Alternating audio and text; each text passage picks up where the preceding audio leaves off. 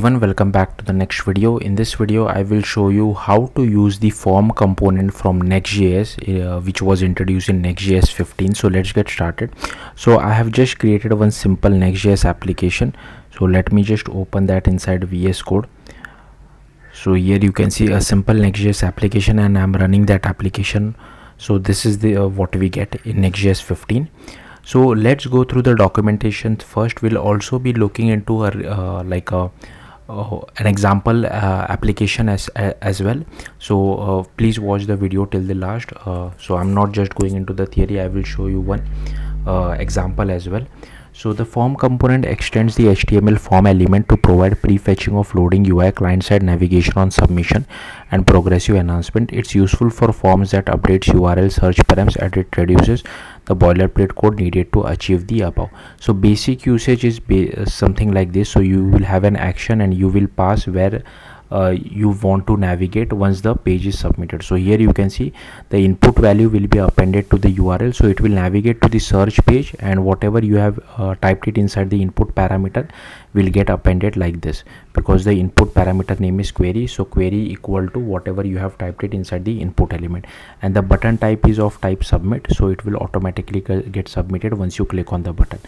References: the behavior of the form component depends on whether the action prop is passed as string or function. When action is a string, the form behaves like a native HTML form that uses a get method. The form data is encoded into the URL as a search param, and when the form is submitted, it navigates to the specified URL. In addition, NextJS prefetches the path when the form becomes visible. This preload shared UI, example layout.js and loading.js, results in faster navigation, performs a client-side navigation instead of a full page reload when the form is submitted. This retains shared UI and client-side state. When action is a function, server action, form behaves like a React form, executing the action when the form is submitted. Action string props: when action is a string, the form component supports the following props. So here you can see it supports action, which is required. Rest everything is optional, like replace, scroll, and prefetch. I'm not going into that. So if you want, you can read more about this. Okay, now the second one is action. This is basically a server action to be called when the form is submitted. So if you are doing some kind of a mutation, like calling your database or calling your API, this is perfect for that.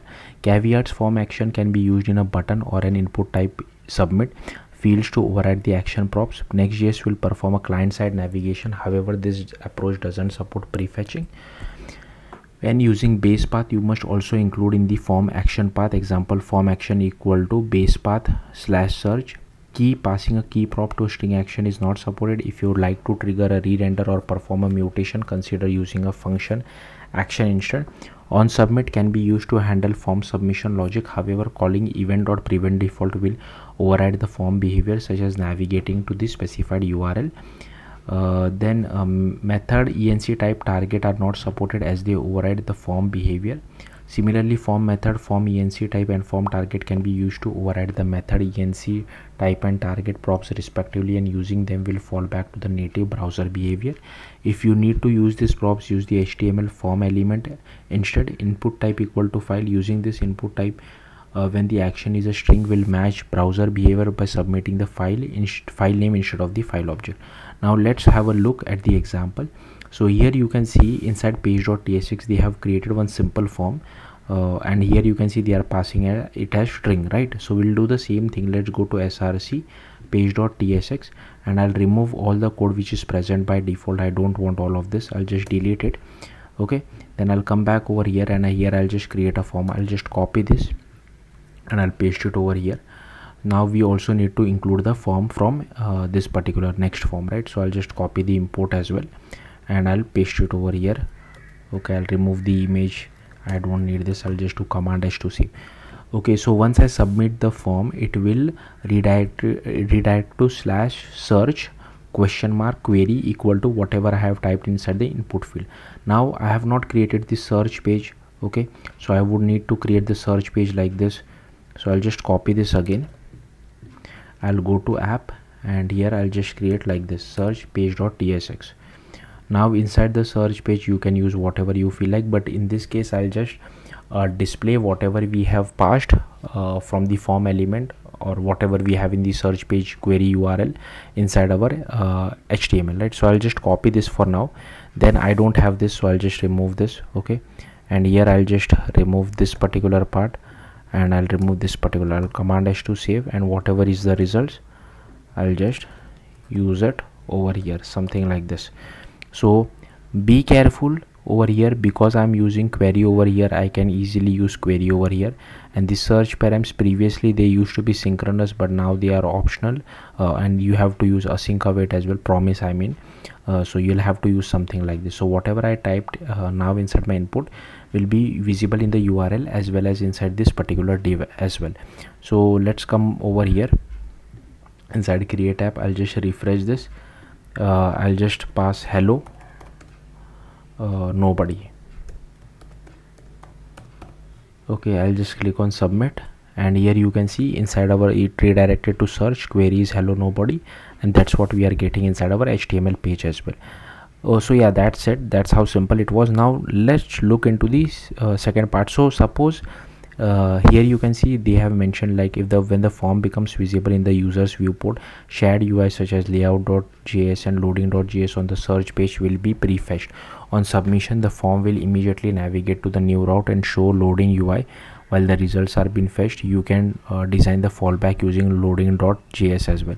So if you want to create a loading.tsx file inside the search page, you can do that as well, in case if it does take time. Also I'm not going to go through that, it's up to you. Just create this file and create a simple React component, and it will do the trick for you. Now there is one more thing. What if the form itself on the app page over here takes a bit of time? So how do you show that the form is still submitting to the user? So for that, what NextJS says is you need to create a component something like this. So what I'll do, I don't like creating this reusable component inside app. I will create it inside src, and here I'll just create one folder's name components. You are feel free to create wherever you feel like, and here I'll just do something like this. Okay, now I'll just copy this code. So it's pretty simple. What they have done is, given that here we are using a use form status hook, we can't directly use it inside this form element, right? So if you try to define a use form status, it will not work. You have to define it inside a separate React component. So that's the caveat. And here you can see if the status is pending, then we just display it as searching. Here you can display a loading spinner as well. Convert your, like with the help of CSS or something like that, you can convert it to a loading spinner or something like that. Otherwise we display a search button. So here I have this search button. I can replace it like this. So it's pretty much the same. The only thing is we are also worried about the loading part. Now here in this example, it will be pretty quick. I don't think you will hardly see it, because we are not performing any asynchronous operation, right? So if I click on search now, just concentrate. Here you can see for a split second it showed searching, and then it redirected to hello nobody. So hopefully you got the point. Now let's look into how to use actions, right? So okay, we have already done this. Now let's look into actions. So for this, again we have to use something like this. So again I'll just copy this. I'll come back to our page.tsx. I'll close everything else, and I'll just paste it like this. Okay, now we don't have this create post. I'll remove this. If you want, you can keep on using the search button as well. It's up to you. But again, just to make things simple, so instead of button type submit, you can use the search button as well. Okay, but I'll follow the documentation. Typically you should use the search button, because if you are using an action, most likely it will be an asynchronous operation, right? Because it need to go to your server to perform that server action. But anyways, I'm not going to go into that. So here we have this server action called create post. So again, it has an input as well as one button. You can add more inputs if you feel like. So here we just need to create this create actions, right? So I'll just copy this again. I don't like creating these actions inside app. I'm not sure if it's necessary to create it inside app. I think we can create it inside the src as well. That according to me would be a better choice. So again, I'll just go to src and I'll do it like this. Okay, let's see whether this works or not. I think it should work. Then I'll just copy this. I'll paste it over here. So given that it is a server action, you have to use this use server hook, and I want to navigate to a different part, so I'm using something like this. Okay, now what I'll do is I'll make it even more simpler. So I'll do something like this: const page number equal to form data dot get page number. Okay, I don't need all this, we only have one input, right? So here I'll, whatever page number I'll get, I'll just pass it over here. Okay, and here I'll just copy this. So here this input element also needs to be named as page number, it cannot be title. Okay, so here now I can just import this create post, something like this. Okay, now let's come back and how to once suppose I'm inside my action, I perform here, I will have written some server logic. Okay, then once that is successful, I redirect to this particular page, right? So for this we need to create the page. So we will create this particular thing. So I'll just copy this, given that it is an ID, so I'll just go to src, I'll do it like this. Okay, so it creates a post and the folder name has to be like this, in bracket ID, because it is a dynamic ID, right? We won't know what exactly is the page number, it can be 1, 2, 100, whatever. So that's why we have to use it like this. Then inside page.tsx I can just copy this and I'll paste it over here. And again, I don't have this get post, so I'll just remove this. Here we are getting the ID and I'll just remove this as well. Here is the ID and I will just display it inside an h1. Okay, will it be ID? Yeah, it will be ID, I think so. Let's see. Yes, it would be ID, right? Correct, because here it is ID, right? Even though here, from here we are passing the page number, here it will be received as an ID. So I think that should be it. Let's try it one more time. Let's go to our page. Here is our post and here I have to type a number. Okay, so I'll just type 1. I'll click on create post and here you can see /post/1.